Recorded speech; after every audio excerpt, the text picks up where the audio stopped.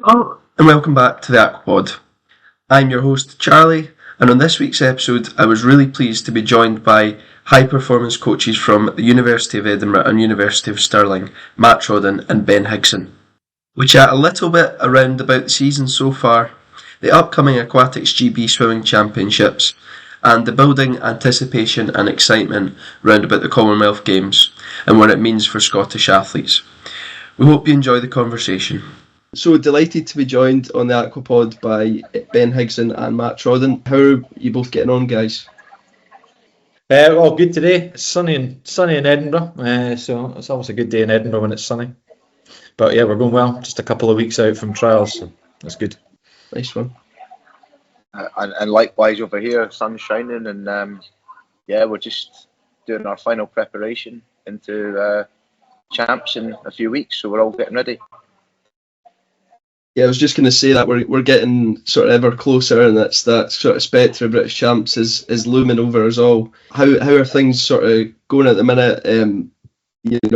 Most of the prep will be done now. It's just sort of fine tuning and tweaking things, isn't it?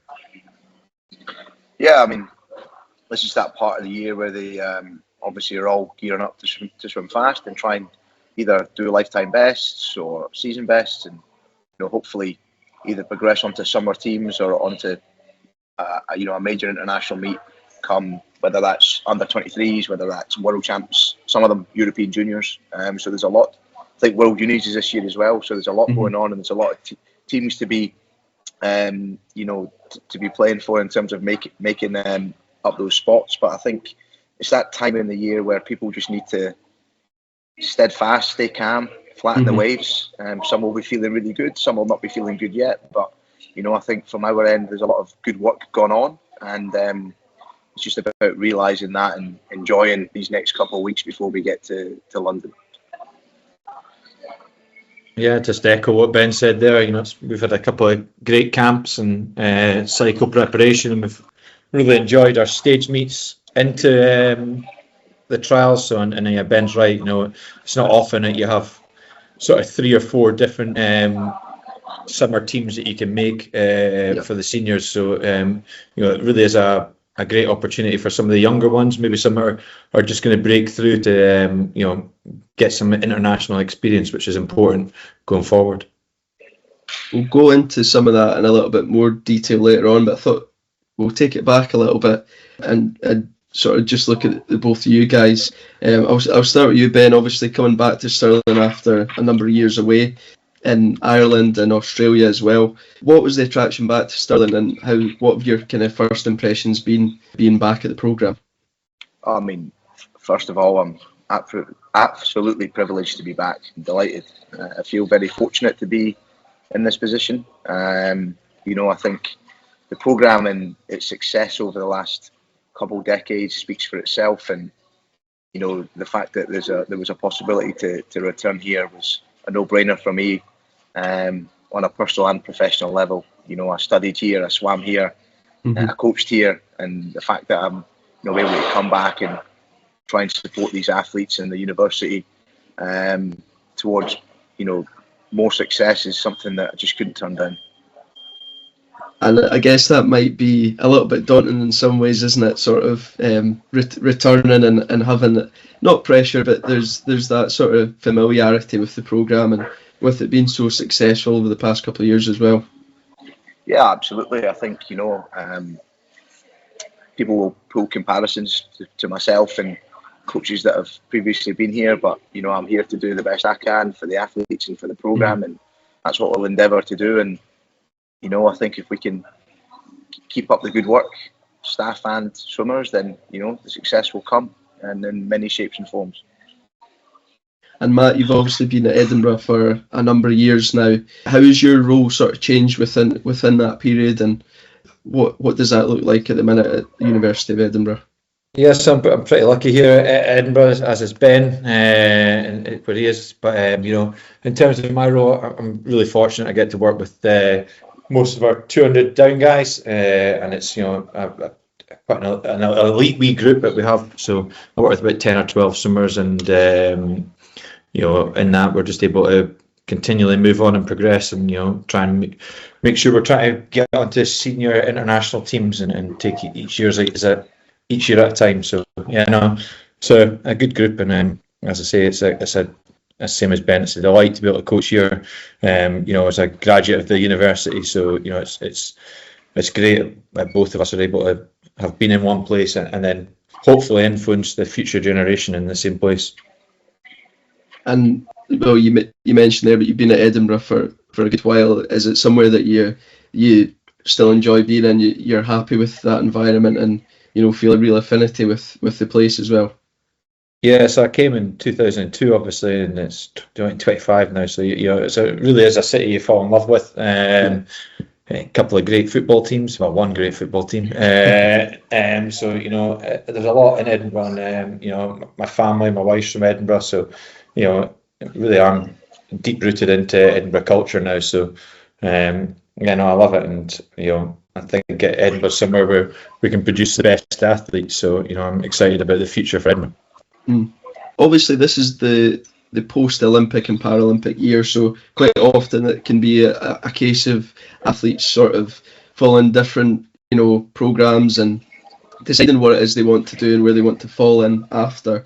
How has training been for both your programs over the past couple of months, and are people now sort of back in the swing of things and looking to really compete and do well going into champs?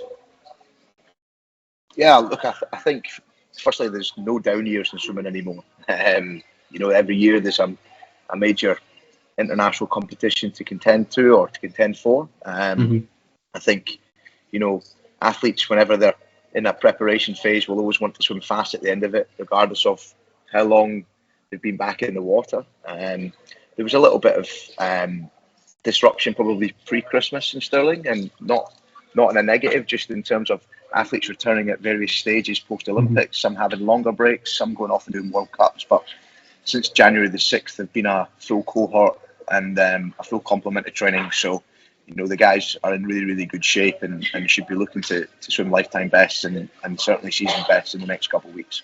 Mm-hmm. Yeah, I would just echo that. Again, the beauty of this year was that there's so much on offer. Maybe people missed out on things last year. It's not right that wrong, but it's a good opportunity to be able to get on some teams. So, and then obviously with the announcement of the Commonwealth Games in Glasgow next year, there's an awful lot on the horizon, and then into LA. So for some athletes, it's about planning to LA. For others, it's maybe more short term, but we've had a real good cycle. I wonder if you maybe want to both go into a little bit of detail about some of the specifics round about training over the past couple of months. Then Ben, I know you guys were in Tenerife, weren't you? Matt, you've been on camps and things previously as well. What has that looked like for both your programs over the past couple of months? Well, probably since January, we kind of, just before I came in or back into Stirling, we took the view that we wanted to get the athletes into a bit of sun and into a bit of warm weather for 10 days post the British University Championships. We just thought it was a nice way to break up the cycle, pull the group together, because whilst a lot of them have done camps with Aquatics GB or Scottish Swimming, they haven't done a Stirling specific camp in quite a while, so we thought it might be quite nice for the group to come together and just have a solid 10 days of training. Either side of that, we've just had competitions, and training plans and periodization has been very bespoke to the individual, and hopefully it leads to some good results in a few weeks. Things were quite positive at the Edinburgh International a few weeks ago, and we did some race simulations last week where people moved it on again and swam some season's best. So all things point in a positive direction from our end.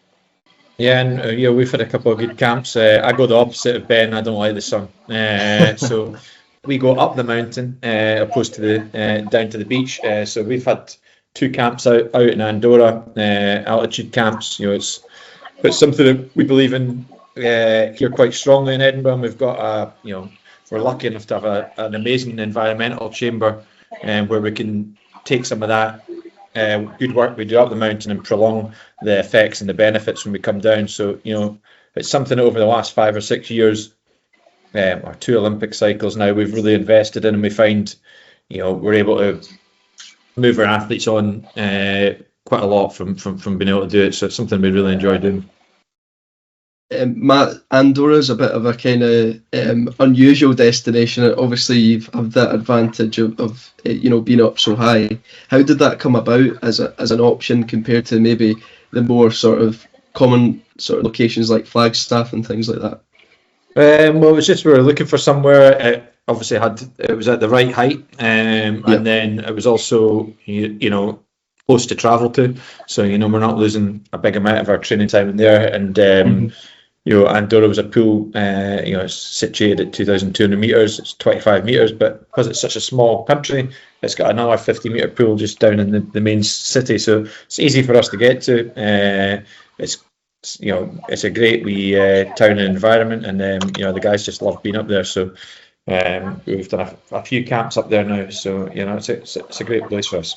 You both touched on it, but a couple of weeks ago was the Edinburgh International.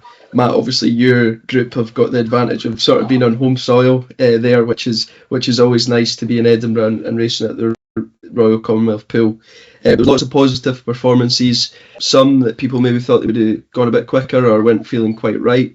How do you sort of manage that with athletes at this point of the season when you're only a month out from trials, in terms of if they've done really well, it's keeping calm and composed, but maybe if things didn't go quite the way they wanted to, how do you approach that as well? I think it comes down to whatever your cycle plan is and how you've been, as long as the athletes have been involved and are bought into the cycle, then they're well aware of probably where they're going to be at each stage meet. Some people do some amazing things or big swims in season, and generally I've found that comes through technical development, or hopefully that comes through technical development. We've not got them ready too early, too quick. So the fact that we're able to get some great analysis through the Scottish Institute of Sport, generally able to allow us to look at the swims and say, well, look, this is because you've increased your stroke length by X, or whatever it might be. So we try and take that approach where we can really analyse each swim, understand where it is or where it sits within a cycle, and remember that no teams are picked at Edinburgh International or at Bucks or at any stage meet before. So it really only matters on the day. So if you've swam well, it's about keeping a level head and continuing the good work, and if you're still getting there, then that's great too.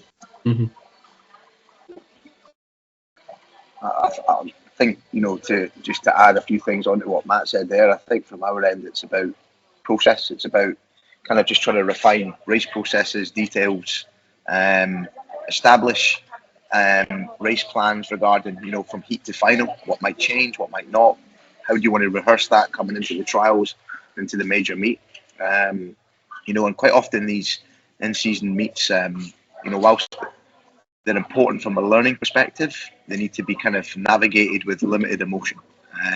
Let's not look, like Matt said, let's not look too much into it. If it's a really good swim, if it's not quite where you want to be, then that's okay, you're still in training. And I think for some of them that are maybe a little bit more seasoned, you can put some constraint-based learning in there. So whether that's doing a double quite close together, 2 swims in the same session, or whether that's lengthening their warm-ups or shortening their warm-ups, so as long as, I think from my end, as long as they're learning and developing through the meets, then for me, then that points to a positive direction for trials and beyond. And that leads quite nicely, obviously, into a bit of a chat about trials. So obviously coming up in the next couple of weeks, what are your thoughts and feelings at this point heading in? Obviously back in London, which was great to be at last year, Matt. What are your guys sort of thinking going in? As we sort of started at the start, we're looking to perform at the best we've ever performed. So personal bests will be the goal for each of our athletes, and then it'll be about seeing where we finish and how high up, and can we put ourselves into contention for discussions around some of these summer teams. So that really is about the best we can hope for.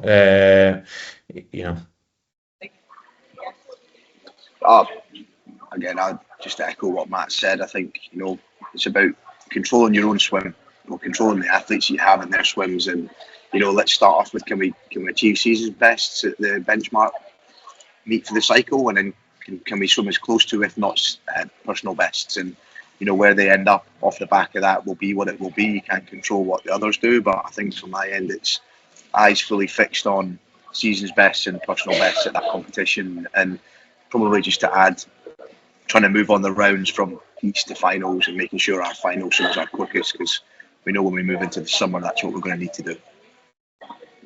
Yeah, I guess it's just about controlling then what the controllables, as you say. It's you can't get too caught up in what other people are doing. You just need to make sure you're the best you can possibly be, and hopefully that ends up in world selection for swimmers, or if not, there's the European under-23s and things as well. Matt, a few of your swimmers went there in its first rendition a couple of years ago. How much of a sort of positive introduction do you think that's been to the swimming calendar?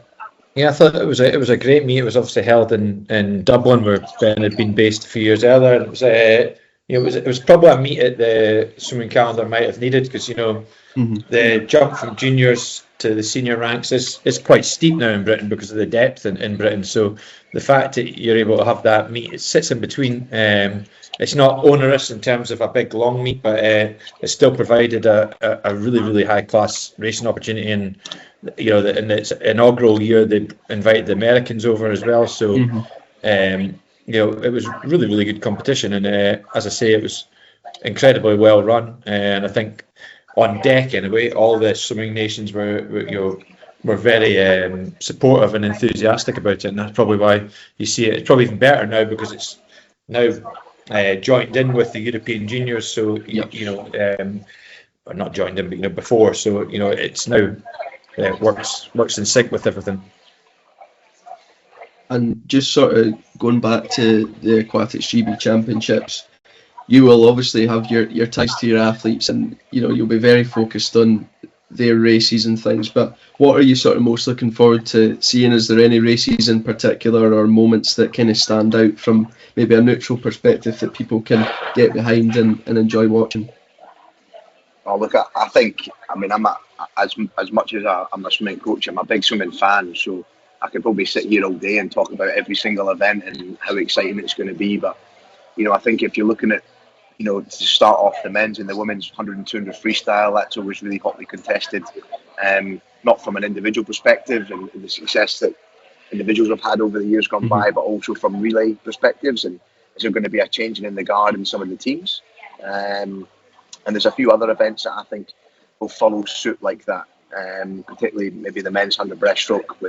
This is the first year you've not had Ross Murdoch, Adam Peaty or James Wilby.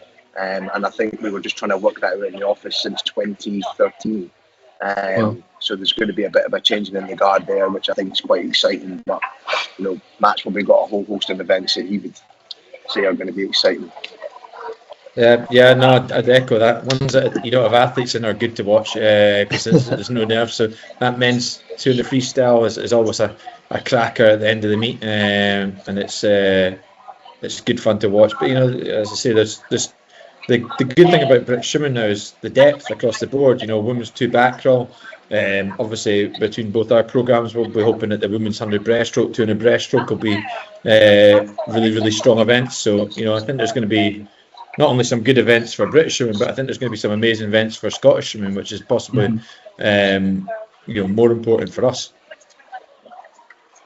Yeah, that actually is quite a nice lead on to what you mentioned earlier as well, Matt. The Commonwealth Games, people will be starting to get really excited about it now. I know it's still over a year away, but both you guys are very likely to have multiple swimmers on the team. Are they starting to get excited? What's the kind of the feeling amongst your groups? Look, there's not been too much mention so far of Glasgow yet, but I think that I actually found a picture. It came up on my phone yesterday, and it was of me and Matt and A. Campbell, the physiologist, in our kilts from Glasgow 2014, and it flashed up on my phone, and it was obviously 11 years old or whatever it is. And I think the possibility of competing at home games for any athlete is something that is unique and doesn't come around maybe maybe that often for some that, you know, there's one or two that can maybe have competed 12 years ago or in 2014 and then in 2026. So, you know, there's obviously going to be a bit of a buzz around Scotland and specifically around the Central Belt. And, you know, I think it's a great sporting spectacle to be able to have a multi-sport games again back in Scotland. And, you know, the athletes here, when the time comes, will get really, really excited about it.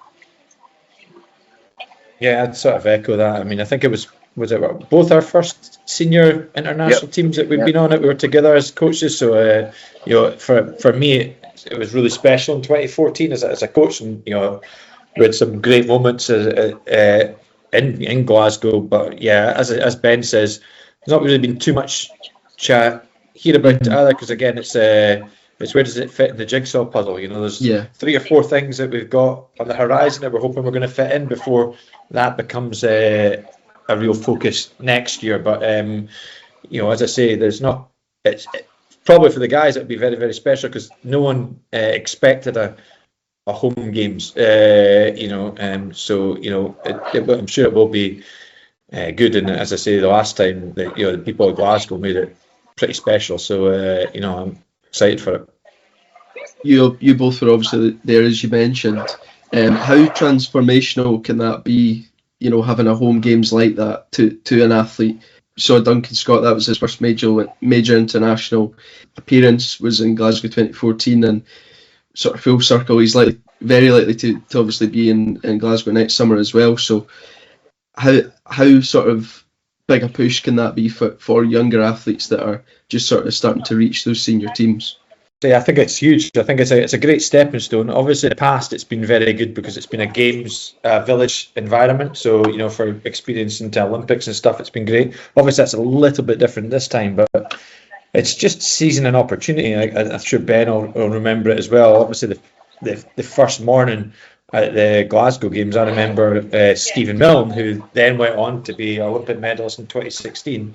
You know, came off that last wall, took like one breath, and just swam over the top of Matt Trodden at the time. You know, 400 metre freestyle. He didn't breathe in the last 35, and it was unbelievable swimming. It sort of started the whole catalyst, which you know ended up being a pretty phenomenal day, ending with you know Ben and Ross getting gold in that breaststroke. So you know, it's these moments that it can then just set us on a roll, and I think they're the important things. And if you have a look at that whole team and the people that have gone on to be Olympians with us, Kathleen, Lucy, you know, Robbie, Duncan, you know, a whole host of them, and then even in 2018 as well. So you know, it's a great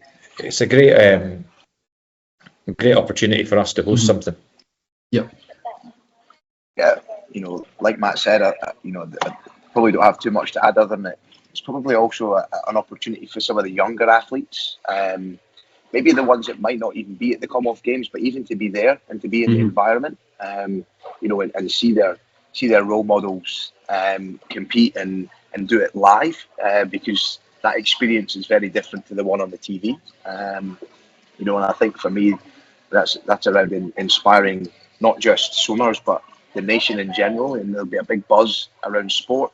And I think, you know, it can only be a good thing for Scotland. And as Matt said, around swimming specifically, it's usually the first rung on the senior ladder for a lot of these athletes, and it gives you experience not just from a competition perspective, but also from a, you know, multi-sport factorial perspective, from the fact that they'll be working with potentially different coaches, you know, and the fact that it's at home just brings that little bit of comfort and that little bit of extra motivation. Yeah, lots to look forward to there then, and as you have both said, there's obviously a bit of time before we start, you know, thinking about Glasgow, but great to have it on the horizon and as an opportunity for athletes and coaches and support staff and things as well. Thanks to the both of you for coming on, I really appreciate it, and best of luck for the British Championships next week. Thanks very much. Thanks for listening, and I hope you really enjoyed that conversation. You can follow the success of the Scottish athletes at the Aquatics GB Swimming Championships across Scottish Swimming social media. If you enjoyed this episode, please leave us a review on Spotify or Apple Podcasts, or